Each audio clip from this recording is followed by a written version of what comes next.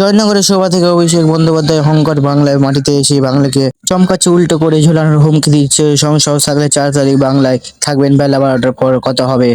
কাকে উল্টো করে টাঙায় বাংলার মানুষ? জবাব দেবে দেখুন।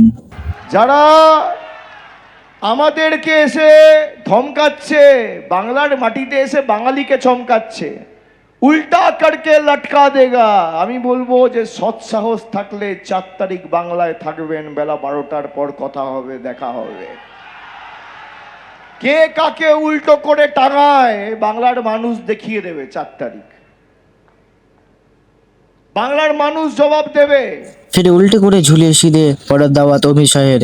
তৃণমূলের গুন্ডাদের বলে যাচ্ছি, 29 তারিখ ঘর থেকে বেরাবেন না। 4 তারিখের পর গুন্ডাদের উল্টো করে ঝুলিয়ে সোজা করব।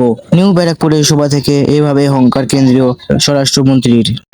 अभी तृणमूल के गुंडे कॉलोनी कॉलोनी जाकर, बड़े बड़े फ्लैट्स में जाकर कहते हैं निकलना मत, 29 तारीख को तकलीफ होगी।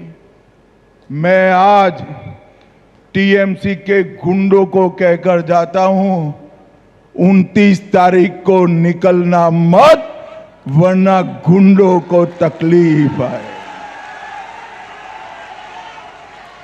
भाइयों बहनों, 29 तारीख को आप मशीन पर कमल का निशान देखिए, निशान के सामने का बटन देखिए।